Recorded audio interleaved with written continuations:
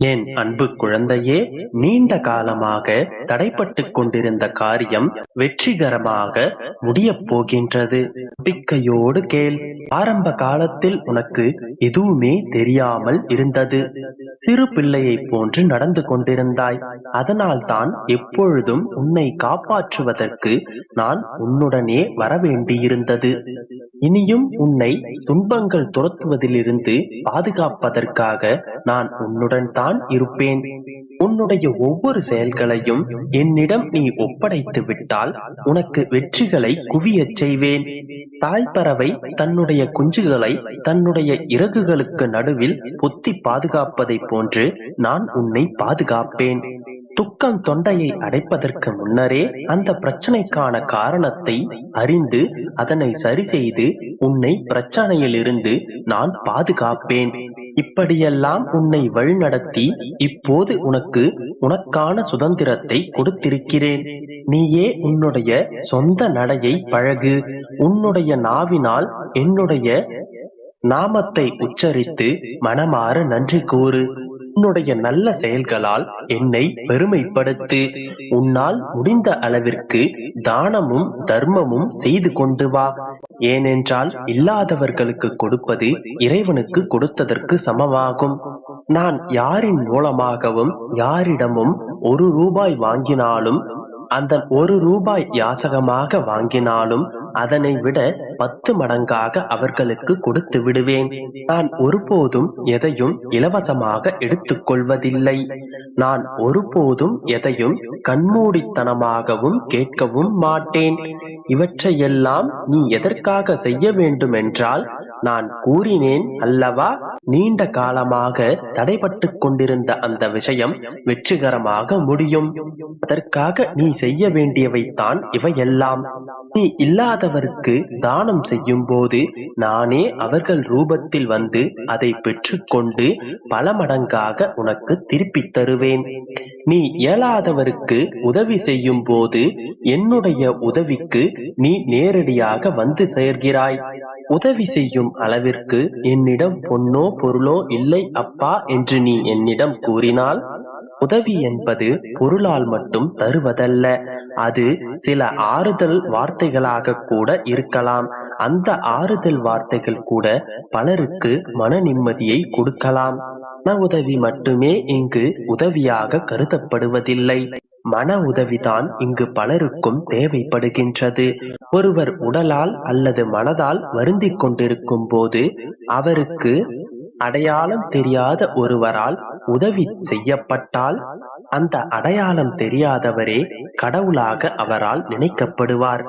நீயும் அழுகின்ற மனதிற்கு ஆறுதல் சொல்லும் போது நீயும் கடவுளாக்கப்படுவாய்.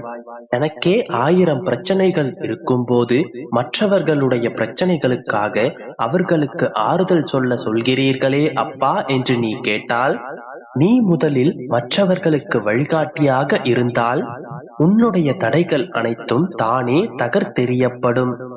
நீ மற்றவர்களுக்கு செய்வதுதான் உனக்கு பல மடங்காக உன்னையே வந்து சேரும். இவற்றையெல்லாம் நீ செய்யும் போது உன்னுடைய வாழ்க்கையில் பல மடங்கு மாற்றங்கள் ஏற்படும். தடைகளும் தடங்கல்களும் இருந்த இடமே தெரியாமல் தகர்ந்து போகும். நீ காத்திருந்த விஷயம் உனக்கு வெற்றியாகும். நிச்சயம் நல்லதே நடக்கும். நம்பிக்கையோடு இரு. என் குழந்தையே, உன்னுடைய வாழ்க்கையில் இருக்கும் அனைத்து பிரச்சனைகளும் ஒரு நாள் நல்லபடியாக முடிந்துவிடும் என்று என் மீது முழு நம்பிக்கையோடு காத்து கொண்டிருக்கிறாய். என் செல்லமே, உன்னுடைய நம்பிக்கையும் காத்திருப்பும் ஒரு நாளும் வீண் போகாது. நீ எதிர்பார்க்காத நேரத்தில் நீ எதிர்பார்த்த அனைத்தையும் உனக்காக நான் அள்ளிக் கொடுப்பேன். செல்லமே, ஒவ்வொரு நாளும் ஏதேனும் ஒரு எதிர்பார்ப்புடன் அந்த நாளை தொடங்கும் நீ அந்த நாளின் முடிவில் உனக்கு கிடைக்கும் அனுபவங்களை கற்றுக்கொள். நீ வைரமாக இருந்தாலும் தகுதியற்றவர்களிடம் நீ கிடைத்தால் நீயும் ஒரு கூழாங்கல் தான். நீ கூழாங்கல்லாகவே இருந்தாலும் தகுதியுள்ளவரிடம் நீ கிடைத்தால் நீ வைரமாக மாற்றப்படுவாய். உன்னுடைய மதிப்பு உன்னை மட்டுமே சார்ந்ததல்ல. நீ சேரும் இடத்தை பொறுத்தும் உன்னுடைய மதிப்பு வெகுவாக மாற்றப்படும். அதனால் உன்னை விட்டு விலகிச் சென்றவர்களை நினைத்து வருத்தப்படாதே. அவர்கள் உன்னுடைய அன்பிற்கு தகுதியற்றவர்கள் என்பதை புரிந்து கொள். தேவையற்ற விஷயங்களுக்கு முக்கியத்துவம் கொடுத்து சிந்திப்பதை விட்டுவிட்டு தேவையான விஷயங்களுக்கு நேரம் ஒதுக்கி அதனை சிந்தித்துப் பார். நீ திரும்பும் இடமெல்லாம் உன்னை அவமானப்படுத்தும் போது மனதிற்கு பிடித்தவரைத்தான் உன்னுடைய மனம் தேடுகின்றது. ஆனால் அந்த தருணத்திலும் அவரே உன்னை புரிந்து கொள்ளாமல் உன்னை கஷ்டப்படுத்தும் போது வாழ்க்கையை வெறுத்து விடாதே. யார் உன்னை வெறுத்தாலும் உன்னை நேசிப்பதற்கு உன்னுடைய அப்பா நான் இருக்கின்றேன் என்பதை ஒருபோதும் மறந்து விடாதே. உன்னை விட்டு உன்னை கஷ்டப்படுத்தி விலகிச் சென்றவர்களே சந்தோஷமாக இருக்கும்போது உண்மையான அன்பு வைத்து ஏமாற்றப்பட்ட நீ சந்தோஷமான வாழ்க்கையை வாழக்கூடாதா? உனக்கு சந்தோஷமான வாழ்க்கையை நான் அமைத்து கொடுக்க மாட்டேனா? உறவுகள் உன்னை தூக்கி எறியும் போது வருத்தப்படாதே. அவர்களே போற்றும் வகையில், அவர்களே உன்னை தேடி வரும் வகையில் வாழ்ந்து காட்டு. செலவழிக்கும் ஒவ்வொரு நொடியும் உன்னுடைய வாழ்க்கையை நீ மாற்றுவதற்கான உனக்கான வாய்ப்பு. அதனால் ஒரு நொடியை கூட தேவையற்ற விஷயங்களுக்காக வீணாக்காதே.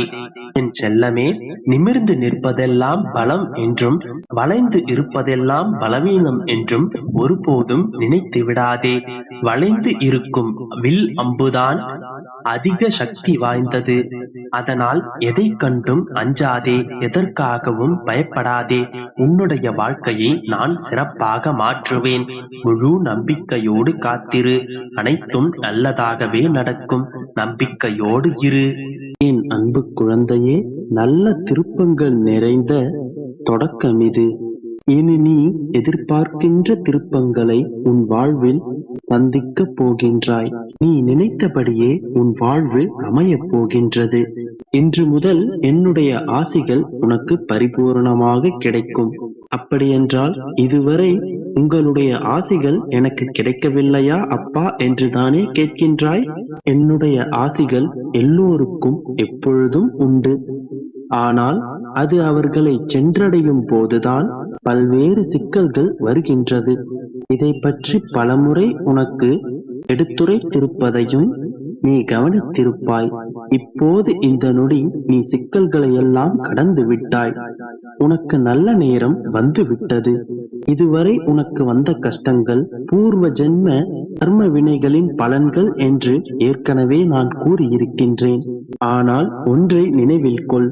போன ஜென்மத்தில் நீ புண்ணியமும் செய்திருப்பாய் அல்லவா? அவ்வாறு போன ஜென்மத்தில் நீ செய்த புண்ணிய பலனால் மனித உருவெடுத்துள்ளாய். நல்ல குடும்பத்தில் பிறந்துள்ளாய். இறை பக்தி இருக்கின்றது. என்னை நாடியும் வந்திருக்கின்றாய். நான் கூறும் இந்த தகவலை கேட்கும் அளவிற்கு, நாம் இருவரும் ஒன்றாக இருக்கும் அளவிற்கும் உனக்கும் எனக்குமான நெருக்கம் உன் பூர்வ புண்ணியத்தால் கிடைத்தது. நீ செய்த கர்ம வினைகள் உன்னை சூழும் போது இறை உணர்வுகள் உனக்குள் தலை தூக்காது. கோவிலுக்கு போவாய், பிரச்சனைகளை தீர்க்க வேண்டுவாய், அத்துடன் நிறுத்திக் கொள்வாய். உன்னுடைய பிரச்சனைகள் யாரால் தீர்க்கப்படும் என்ற தகவல்கள் உனக்கு தெரியாது. என்ன செய்ய வேண்டும் என்ற பரிகார கூற்றுகளும் உன்னை வந்து சேராது. உனக்கு நல்ல காலம் வரும்போது மட்டுமே தெய்வீக உணர்வு மேலோங்கும். இறைவனை தேடி கோவிலுக்கு சென்று வருவாய். மனதார இறைவனுடன் கலந்துரையாடுவாய். அப்போது நான் கூறும் இந்த வார்த்தைகள் எல்லாம் உன் செவிகளுக்கு வந்து சேரும். அப்போது உன்னுடைய பூர்வ ஜென்ம பாவங்கள் தொலைந்து விட்டது என்பதை யாரும் சொல்லாமல் தெரிந்து கொள்வாய். இது போன்ற நல்ல வார்த்தைகள் உன் செவிகளில் சேரும் போதும் உன் கண்களில் படும்போதும் உனக்கு நல்ல காலம் பிறந்துவிட்டது என்பதை முழுமையாக நம்பு. பொழுது சொல்ல போனால் சோகம், கண்ணீர், விரக்தி என அனைத்தும் உன்னை சூழ்ந்திருக்கின்றது. எங்கோ யாரோ எப்போதோ செய்த செயலின் விளைவு உன்னை பாதித்திருக்கின்றது. நீ நன்மையை நாடினாய், தீமை வந்தடைந்தது. வெளிச்சத்தை தேடி வந்தாய், ஆனால் இங்கோ இருளாக இருக்கின்றது. இப்படி உன் எதிர்பார்ப்பிற்கு நேர் எதிராக அனைத்தும் உள்ளது. கவலைப்படாதே என் செல்லமே. உன் வாழ்வில் திடீரென்று ஒரு திருப்பம் வந்து எல்லாம் தலைகீழாக